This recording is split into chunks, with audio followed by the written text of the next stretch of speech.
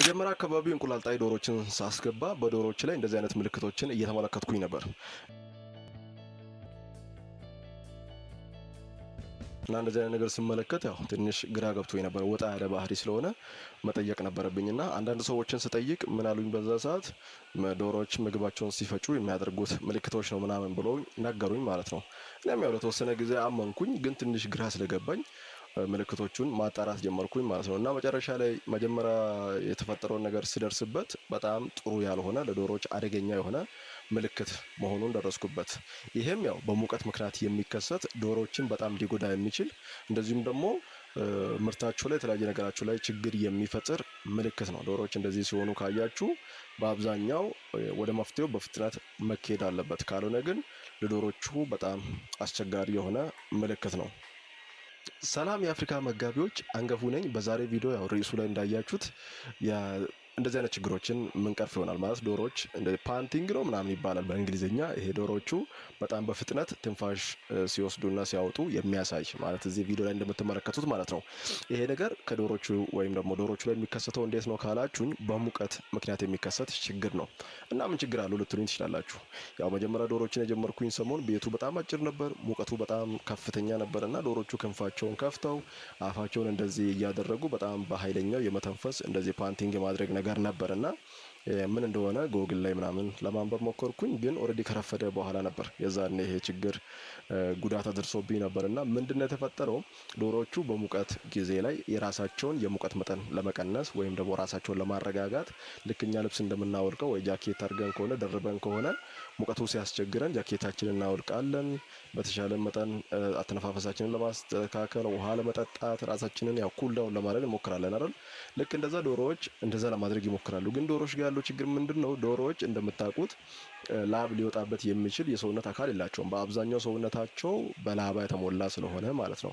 ብቸኛው ያው ይሄንን ማድረግ የሚችሉበት ነገር በተቻላቸው መጠን ክንፋቸውን ከፍተው ንፋስ እንዲገባና ሰውነታቸው ሙቀት ለማረጋጋት ይሞክራሉ። ግን እናንተ ላይ የሚያደርሰው ችግር ምንድነው? በዚህ ሰዓት ከፍተኛ የሆነ የውሃ መጠን የመጠጣት ችግር ነገር ሊከሰት ይችላል። ይሄም ዶሮዎቹ ከበቂ በላይ ውሃ በመጠጣት ወደ ሌሎች ቅዘን ምናምን ነገር ሊሄዱ ይችላሉ። ሌላኛው ምንድነው? ዶሮዎቹ እናንተ የመገባቸውን መኖ ራሳቸውን ለማቀዝቀዝ ሊጠቀሙበት ይችላሉ። ስለዚህ ቀጣይ ቀን መኖ ላይኖር ይችላል፣ እንቁላል ላይኖር ይችላል። ወይም ደግሞ ሌሎች ትናንሽ ዶሮዎች ከሆኑ ደግሞ እድገት ላይኖር ይችላል። ጫጩት ዶሮዎች ከሆኑ ለምሳሌ እድገት ላይኖር ይችላል። የቄብ ዶሮዎችም ከሆነ በበቂ ጊዜ ለእናንተ ለእንቁላል ይድረሱልኝ ብላችሁ ባሰባችሁት ጊዜ ብዙ ጊዜ ዶሮዎች ለእንቁላል የማይደርሱት በቂ የሆነ የቴምፕሬቸር መጠን ላይ ስላልተያዙ ነው። ይህንን በጣም ትላልቅ ፋርሞች ወይም ደግሞ በአሜሪካና በሌሎች ያደጉ ሀገሮች ውስጥ የሚገኙ አውሮፓ አካባቢ የሚገኙ ፋርሞች እንዴት ነው የሚያደርጉት ካላችሁ ሰው ለዚህ አይጨነቅም። ዶሮዎች በጣም ደስተኛ ሆነው ቤት ውስጥ እየተጫወቱ እንዲንቀሳቀሱ ለማድረግ ከፍተኛ የሆኑ የሙቀት ማመንጫ ማሽኖች አሏቸው። እንደዚሁም ደግሞ የሙቀት ማቀዝቀዣ ፋኖች ወይም ደግሞ ኤር ኮንዲሽነር ሊኖራቸው ይችላል ማለት ነው ፋርሞቹ። ከዛ በኋላም በጣም ከፍተኛ ሙቀት በሚከሰትበት ጊዜና ወይም ደግሞ ከፍተኛ ቅዝቃዜ በሚፈጠርበት ጊዜ ሙቀቱ ይለቀቃል። ግን ደግሞ የቤቱን አማካኝ የሙቀት መጠን የሚለካ ነገር መሃል ላይ ቤቱ ላይ አለ ማለት ነው። ስለዚህ ቤቱን በዛ በማቀዝቀዝ ዶሮዎቹ ሁሌም ቢሆን ዲግሪ ሴልሺየሱ የቤቱ የተፈለገው ዲግሪ ሴልሺየስ ከፍም ዝቅም እንዳይል ተደርጎ በዛ ላይ ይያዛል ማለት ነው። ለኛ ለፋርመሮች ግን ይሄ ሁሉ ማቴሪያል ስላልለን አፍሪካ ውስጥ ያለን ወይም ደግሞ ኢትዮጵያ ውስጥ ያለን ሰዎች ምንድነው ማድረግ የምንችለው? ዶሮቹን በጣም አክቲቭ ሆነን መከታተል ነው ማለት ነው። አክቲቭ ሆነን ስንከታተል ዶሮቹ ምንም አይነት የተለየ ነገር ብዙም ሲያሳዩ ወይም ደግሞ እኛ የምንጠረጥራቸው ነገሮች ሲያሳዩ ቤት ውስጥ ያለውን ነገር ማስተካከል ነው። በተለይ የቤት አሰራር ላይ መጠንቀቅ ያለባችሁ ለዚህ ነው ማለት ነው። ስለዚህ ይሄኛው ዶሮዎች ላይ የሚያመጣው ጉዳት ዶሮቹ በጣም በሚሞቁበት ጊዜ የመገባዎቻቸው መኖ የጠጡትን ውሃ እንዳለ ሰውነታቸው ላይ ያለውን ነገር ራሳቸውን ለማቀዝቀዝ ራሳቸውን ለማረጋጋት ሲጠቀሙ መኖአችሁ ፍጆታ ዜሮ ይሆናል። የእንቁላል ምርት ይቀንሳል። ዶሮቹ እንቁላል ጣይ ሆኑ ማለት ነው። ጫጩት ከሆኑ እድገታቸው ይቀንሳል። ቄብ ዶሮዎች ከሆኑም ለእንቁላል ለመድረስ ያላቸው እድገት ይቀንሳል ማለት ነው። ስለዚህ እነዚህ ችግሮች በዶሮዎቹ ላይ የመከሰት እድላቸው ከፍተኛ ስለሆነ ዶሮዎች ላይ እንደዚህ አይነት ችግሮችን ካያችሁ በአፋጣኝ ይሄንን ችግር ማስተካከል አለባችሁ። ካልሆነ ሊደርስባችሁ የሚችሉት ነገሮች ቅድም የነገርኳችሁ ነገሮች ናቸው ማለት ነው።